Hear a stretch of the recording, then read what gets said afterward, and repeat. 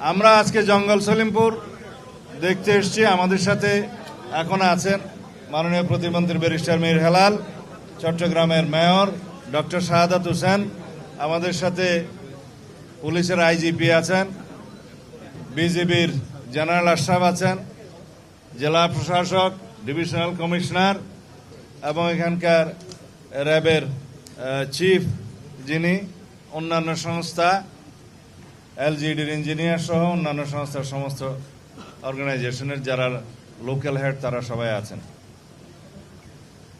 বিগত 17 বছরের দুর্বৃত্তায়নের রাজনীতি অথবা রাজনীতির দুর্বৃত্তায়ন যাই বলি, তার মধ্য দিয়ে রাষ্ট্রের মধ্যে দুর্বৃত্তের রাষ্ট্র গঠিত হয়েছিল। সেটার একটা নমুনা হচ্ছে এই জঙ্গল সলিমপুর।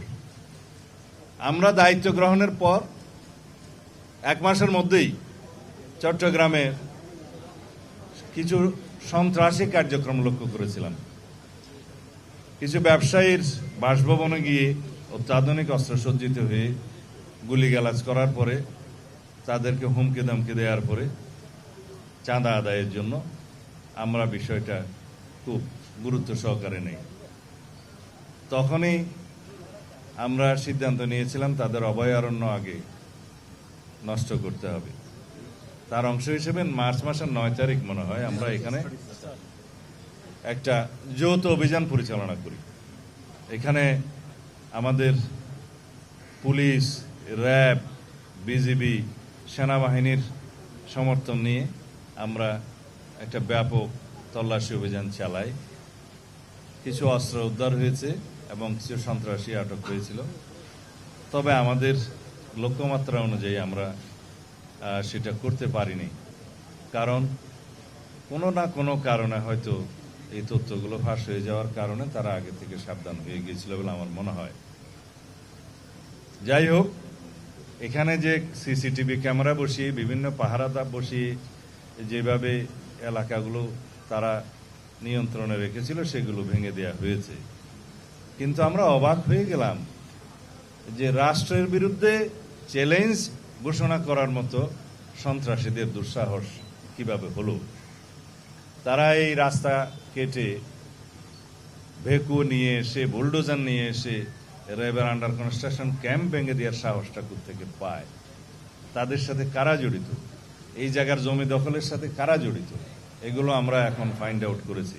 আজকে 12টার সময় আপনাদের সাথে বা 12টার পরে কথা হতে পারে, আবার সার্কিট হাউসে আমরা একটা সমন্বয় সভা করব সকল বিভাগীয় প্রধানদের নিয়ে।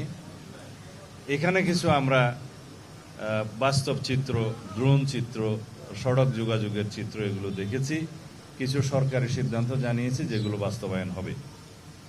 সলিমপুর ইউনিয়ন পাশে সীতাকুণ্ডের সাথে যোগাযোগ, ভাটিয়ারের সাথে যোগাযোগ, হাটহাজারী বাইপাসের সাথে যোগাযোগ এবং চট্টগ্রাম কক্সবাজার মহাসড়কের সাথে যোগাযোগ কিভাবে স্থাপন করা যায়, কিভাবে রোড নেটওয়ার্ক স্থাপন করা যায় এবং এখানে আমাদের যে পুলিশের জন্য, বিজিবির জন্য, র্যাবের জন্য, অন্যান্য বাহিনীর জন্য এবং সেনা নিবাসের জন্য কি কি ফ্যাসিলিটিস ক্রিয়েট করা যায় সেই বিষয়ে আমরা কথা বলেছি, এগুলো পরিকল্পনা করছি। তবে স্থানীয় অধিবাসী যারা বিভিন্নভাবে এখানে কোনো না কোনো কারণে বসতি স্থাপন করতে বাধ্য হয়েছে অস্থায়ীভাবে বা রিহেবিলিটেটেড হয়েছে বিভিন্ন কারণে, তাদেরকে কিভাবে পুনর্বাসন করা যায় সেটা আমরা একটা পরিকল্পনা করব।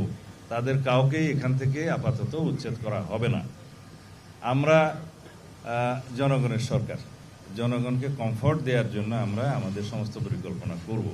সুতরাং কেউ যদি এখানে ভীতির সৃষ্টি করতে চায় যে উচ্ছেদ করা হবে ইত্যাদি করা হবে, তারা যেন প্রশাসনের সাথে আগেই যোগাযোগ করে।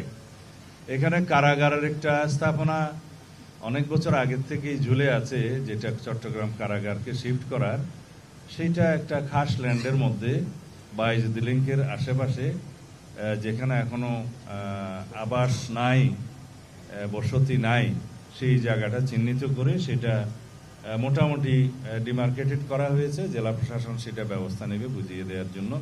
এটা প্রশাসনিক অনুমোদন অনেক আগেই দেওয়া হয়েছে। আপাতত এইটুকু আমরা আপনাদের সবার সহযোগিতা চাই। এই আলীনগর, জঙ্গল সলিমপুর এই জায়গাটা আর কোনো বিচ্ছিন্ন সন্ত্রাসীদের এলাকা থাকবে না, অভয়ারণ্য থাকবে না। এর আশেপাশে দুইটা পাহাড় টিলা শ্রেণী আছে, একটা হচ্ছে বেতুয়া আর একটা চা বাগান। এই এরিয়াতেও সন্ত্রাসীদের আনাগোনা আছে বলে আমরা জানতে পেরেছি। এখান থেকেও তাদেরকে উচ্ছেদ করা হবে।